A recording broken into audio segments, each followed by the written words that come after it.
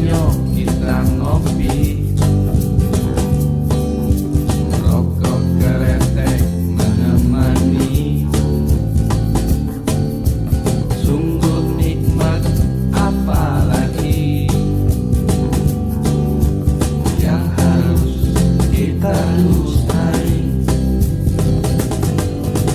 Jadi orang janganlah sombong, jadi orang jangan takabur. Di atas awan ada burung, di atas ketoprak masih ada telur.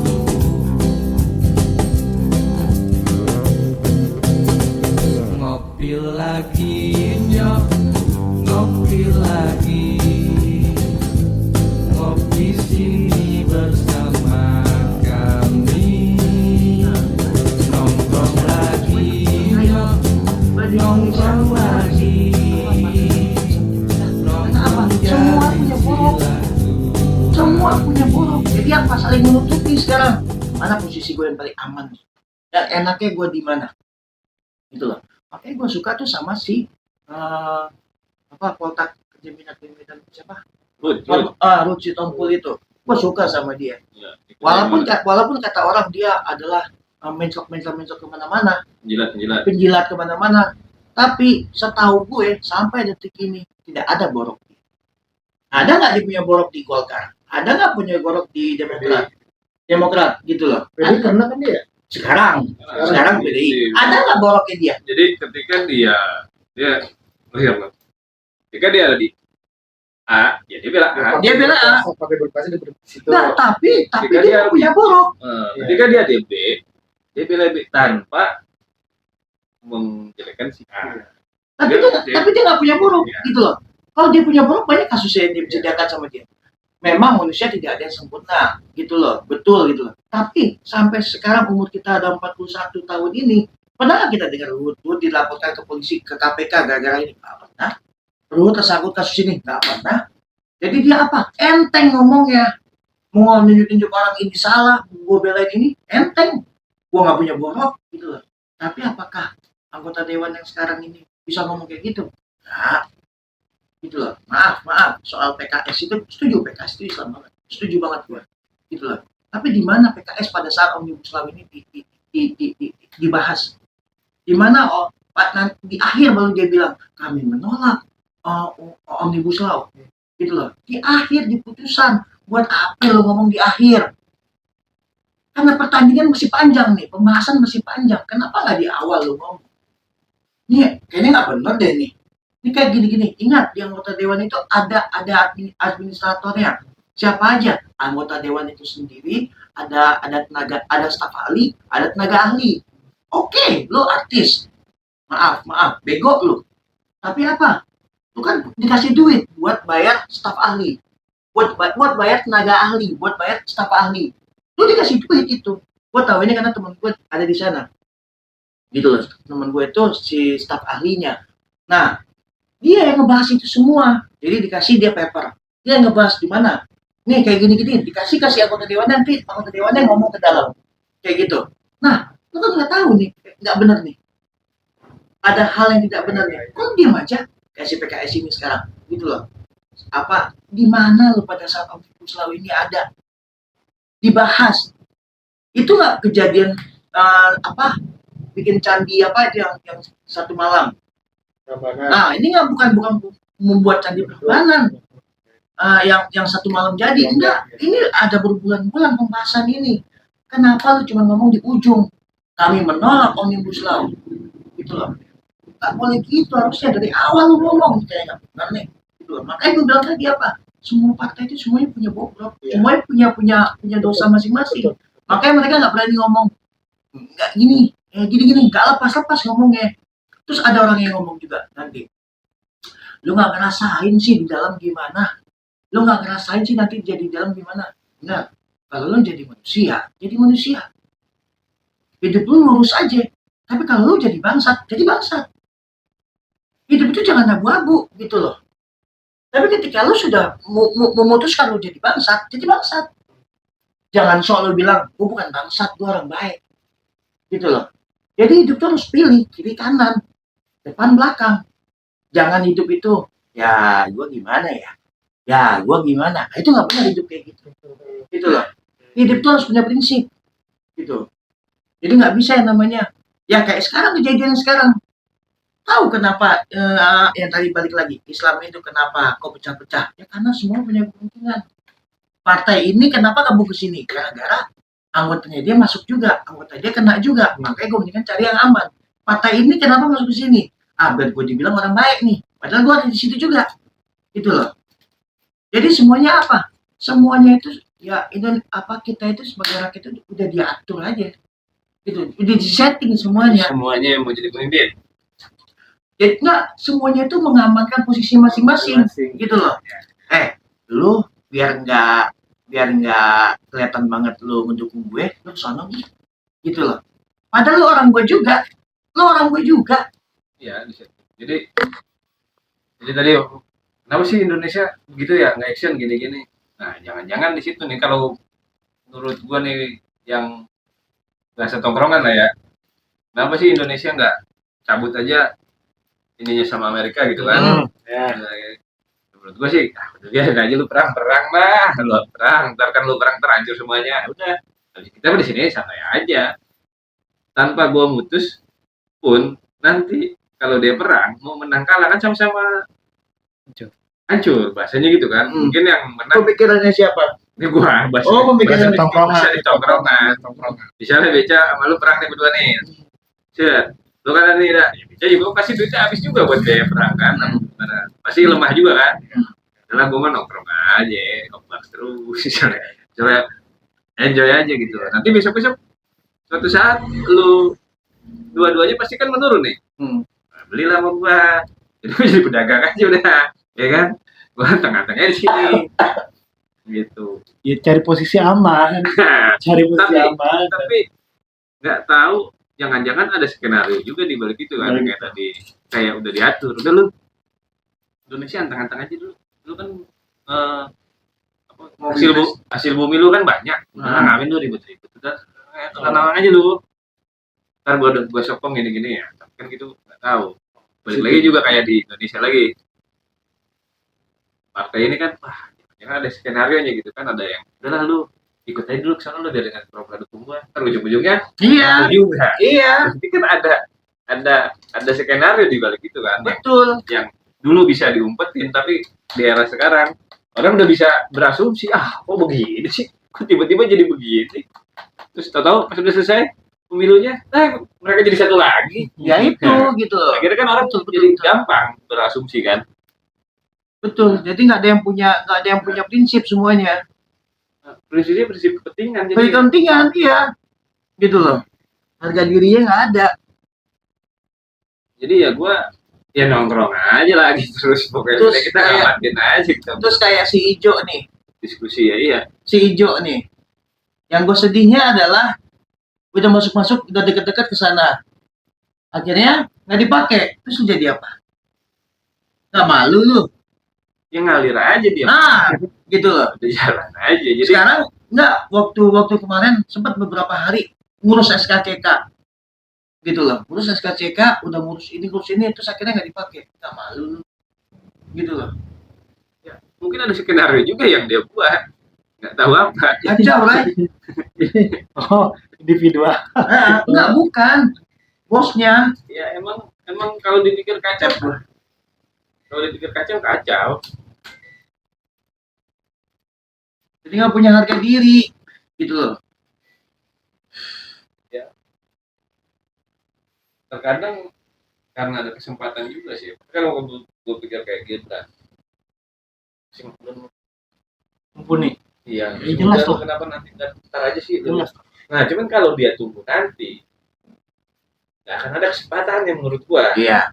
Ya Nggak kan? ada kesempatan. Kesempatan. Betul. Kalau sekarang ini ada kesempatan. Udah, mumpung ada kesempatan, naik aja dulu. Naik aja dulu. Cari panggung aja dulu. Betul. Syukur menang gitu kan. Nah, kalau dia Tapi gue nggak yakin pemikiran syukur-syukur menang. Gua nggak yakin. Ya. Pemikirannya mereka adalah Pemikiran gua kan, bahasanya gitu. pemikirannya mereka adalah kita pasti menang.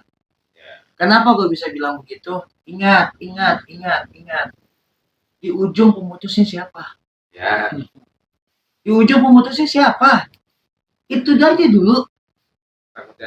Nanti ada wah, nanti ada konflik nih. Ada sengketa pemilu.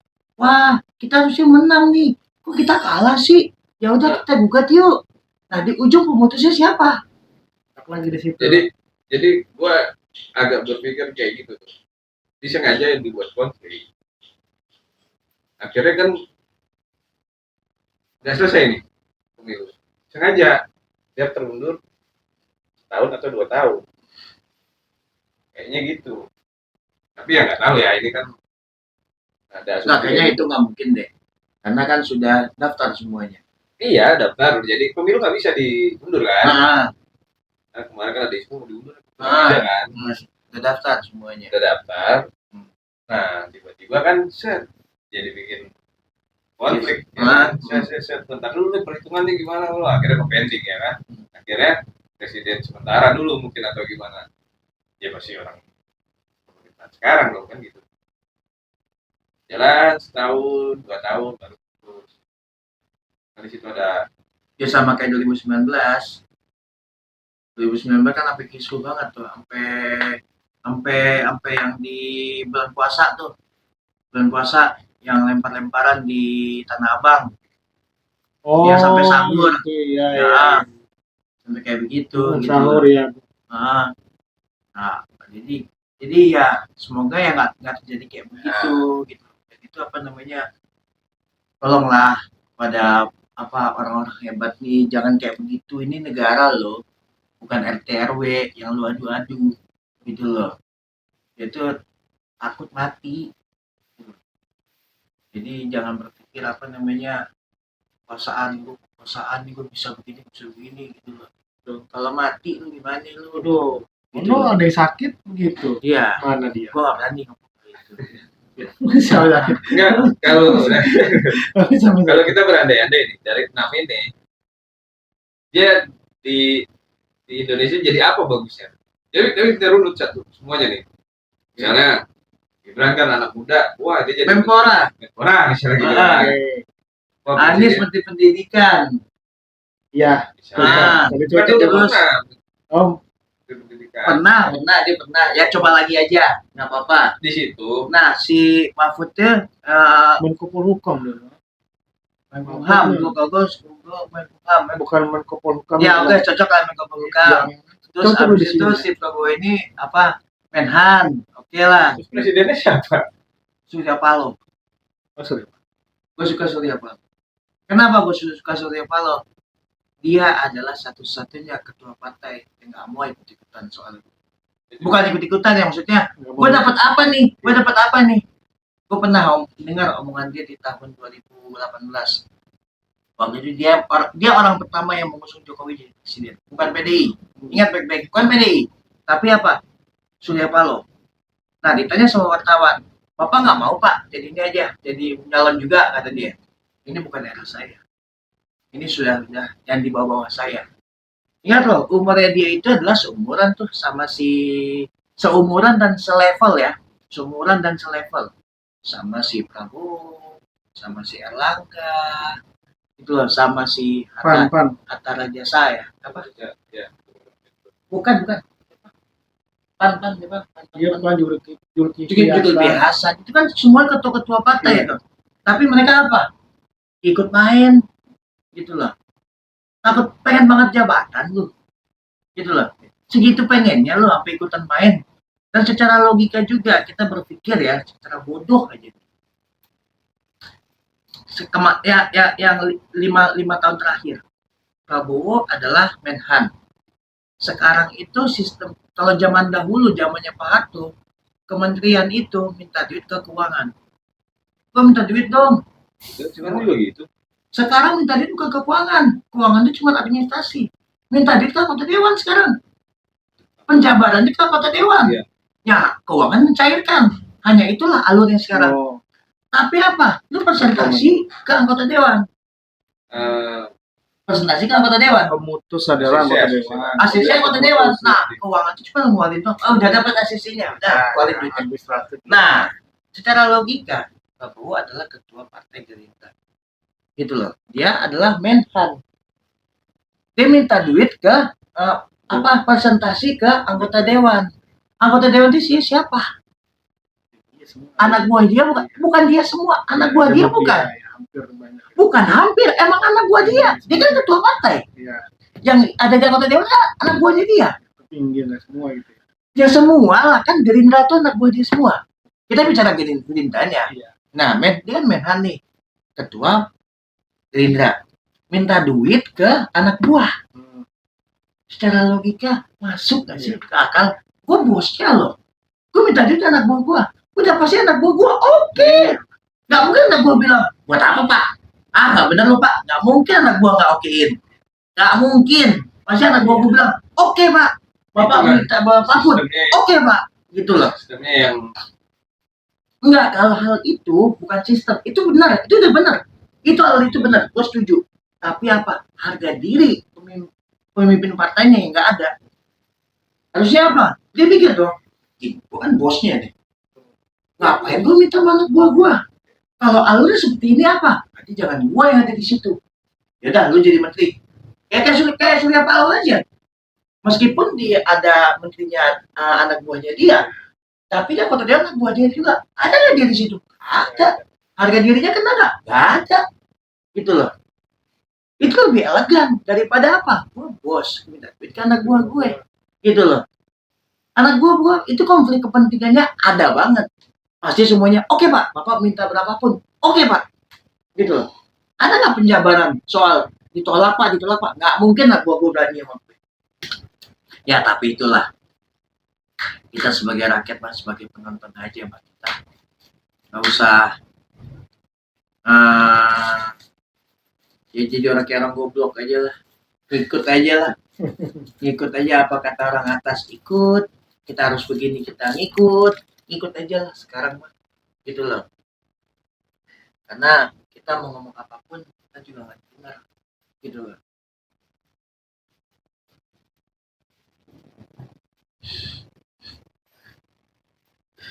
Gue ingat zaman dulu, pas kita kecil-kecil dulu, ada masa kampanye. Pada masa kampanye, emang kampanye banget kan? Kalau lo perhatiin zamannya Pak Harto. Ada banget kampanyenya. Kampanyenya ada banget kan? Kita pesta apa namanya? Pesta demokrasi itu demokrasi kelihatan. emang ini banget, wah. Dulu pas yang waktu nurunin itu kan, Mega bintang. Iya. Nah, sampai motor, udah itu sampai rambut dibikin 3, dibikin 1, dibikin kayak begitu. Nah, itu adalah jalur yang benar. Memang harus kampanye untuk memasarkan barang apa yang kita punya. Tapi zaman sekarang ada nggak kampanye? Yang ada cuma apa? No, penghuni pohon, penghuni tiang listrik. Entah siapa dia ada di tiang listrik kita. Entah siapa dia ada di pohon di depan rumah kita. Kenal kagak? Jadi merusak pemandangan ya. Merusak pemandangan dan dia juga nggak izin. Gitu loh, nggak izin, nggak ngomong apa, lu siapa? Tiba-tiba ada di pohon gue, tiba-tiba ada di tiang listrik depan rumah gue, kenal juga kagak. Kalau gue milih lu kenapa? Apa tujuan gue milih lu? Lu nggak ngasih tahu apa-apa. Jadi masa kampanye itu nggak ada, gitu loh. Tapi zamannya Pak Harto memang diikutin semua alurnya. Harus ada kampanye, bikin kampanye, gitu loh. Tapi kalau sekarang, gitu loh. Ada, cuman mungkin karena banyak jadi tidak terlalu kelihatan. Betul. Nah, itulah hebatnya Pak Harto. Gue suka banget sebut sama Pak Harto. Ngapain tuh banyak begini amat? Gitu loh. Tujuan lu apa? Udah lu jadi satu. Udah lu jangan pecah-pecah. Lu kayak begini-gini, udah lu di sini. Gitu loh.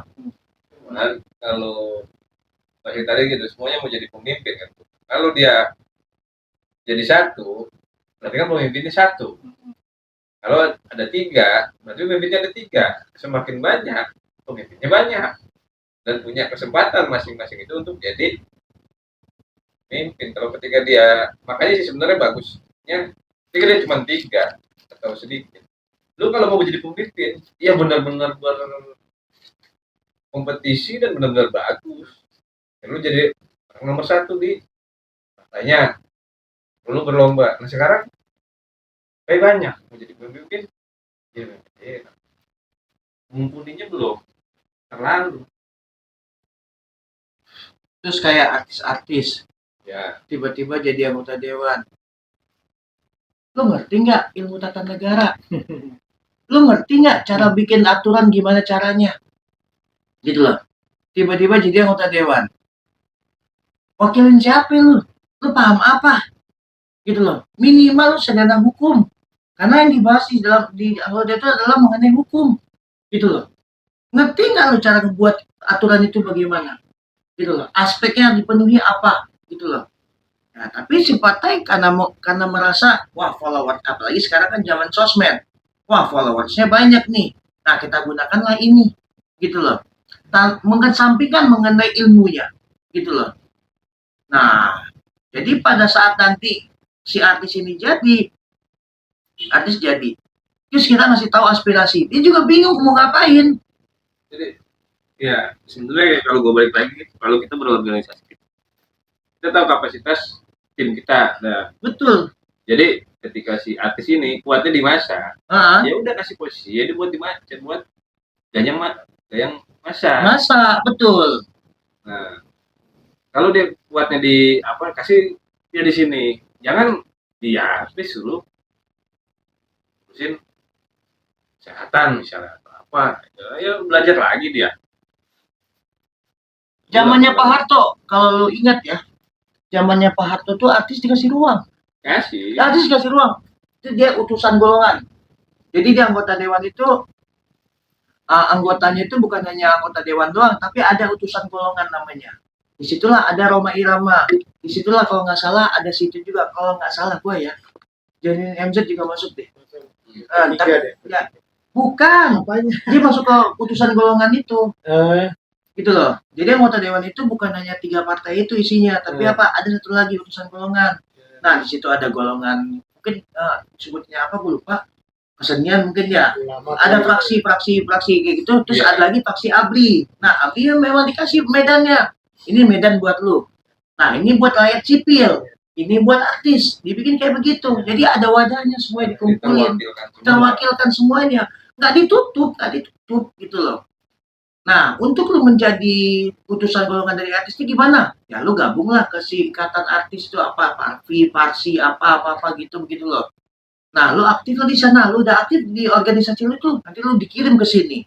Gitu loh. Itu jalur yang benar. Menyuarakan sesuai dengan Iya, aspirasinya bagaimana nih, keseniannya bagaimana. Begitu loh. Nah, kalau sekarang enggak, di sini ada artis, di sini ada. Karena followersnya banyak, dipilih dia sama dia. Nah, kayak anak-anak milenial sekarang, anak-anak yang masih SMA. Taunya dia apa sih gitu loh. Sekarang marak banget orang-orang yang kosong-kosong itu, bocah-bocah kosong itu diangkat sekarang. itu kosong ya. Iya, diangkat Iya. sekarang. Itu kosong. Tanya sama dia, ngerti nggak politik? Nggak ngerti. Dia cuma ngerti siapa? Dia cuma ngerti, wah ini orang terkenal. Ini dia artis. Dia cuma ngerti itu doang. Otomatis apa? Dia milih si ini. Tapi ngerti nggak dia apa tujuan orang ini masuk ke sana? Nggak ngerti dia, gitu loh. Ya namanya juga kosong. Nah, apa kayak gitu kita kita gantungkan suara kita nih ke orang kayak gini. Tapi karena dia followersnya banyak, gitu loh. Nah, jadilah dia, Jadi lagi. gitu loh. Nah, memang itu semuanya hak orang. Itu hak orang, betul hak orang. Tapi harusnya tahu diri. Apa di situ medan lo, gitu loh. Dan si partainya pun harusnya ada uji kompetensi. Kenapa lu masuk partai gua? Lu bisa apa? Harusnya begitu dong. Nah, sama ini kayak kita masuk geng gitu loh. Masuk geng, lu bisa apa lu masuk sini lo? Bisa ribut nggak lo? Apa lu pemasok narkoba bukan lo? Gitu loh. Iya dong. Iya, dari Kalau lu nggak punya kebiasaan lu jangan masuk sini bro. Gitu loh. punya kalian. Nah, itu dan tujuan kita nih buat masuk anggota dewan ini adalah membahas undang-undang. Nah, lu ngerti nggak mengenai membahas undang-undang? Enggak, sudah pasti ini tujuannya adalah tujuan anggota dewan itu membahas undang-undang. Iya, tapi gini, dia membahas undang-undang, cuma kan dia kan nggak gitu juga paham. Misalnya Gua mau bikin undang-undang perfilman. Berarti kan harus ada perwakilan dari film. Betul. Tariklah makanya dia wah film kan lo jendewan. Jadi ketika dia mengangkat undang-undang tentang film, dia tahu Ini masih di kekurangannya di Indonesia ini tentang film bagaimana, dan situlah akhirnya digodok jadilah undang-undang. Makanya dia harus masuk gitu. Ya, Nah, arahnya mungkin begitu. Kayak begitu gimana? Cuman juga bukan berarti yang sembarangan suratnya belum ada loh. juga gitu kan, yang benar-benar mumpuni. Oh iya dia Kita suruh tunggu sih. emang dia peduli nih, dia peduli sama itu. Dia ngerti nih kesusahan si artis ini, walaupun dia artis juga gitu ya, bukan dia cuma sekedar artis yang di frame mainin peran udah, tapi dia kesulitan kita di sini ini benturnya dengan aturan ini. Dia harus paham itu, walaupun dia nggak gitu ngerti cara buat undang-undang atau aturan. Ketika dia ditemuin, Pak, data saya begini, gimana? Bisa nggak aturannya gimana supaya berguna gini? Nah, kita digosok lah di. jadi menurut lo sah-sah aja dia masuk situ. Harus tahu di kapasitasnya orang itu juga jangan sekedar asal artis. Kayak tadi gue bilang tadi, Roma Irama, dia mah udah Dali. kerotokan nih di dangdutnya misalnya di musiknya. Jadi dia udah kerotokan di agamanya nih. Cuman dia disuruh bikin undang-undang, ngerti kan? Ngerti. Tapi lu duduk bareng, yuk kita bikin undang-undang. Gue bikinin undang-undang tentang ini. Gimana caranya supaya misalnya musik itu bisa jadi nilai yang bagus dan sesuai dengan aturan yang ada di negara misalnya gitu kan. Betul. Tapi gue juga paham kalau gitu. Yang kalau yang begitu masih oke lah. Cuman yang cuma sekedar penyanyi, ya dia cuma singer, cuman dia nggak ngerti ininya, terus tiba-tiba sebelum ya doang jadinya. Betul. Gitu loh. Mendingan kalau kayak gitu ya udah lu nyanyi aja. Kalau lu pencipta ya lu ciptain lagu aja. Nah, harusnya dia kan ngerti, wah gue nyiptain lagu. Cuman ketika gue mau produksi, kenapa sih kebentur sama ini gini. Cari tahu tuh itunya. Ternyata banyak yang begitu. Tapi kan dia aktivis di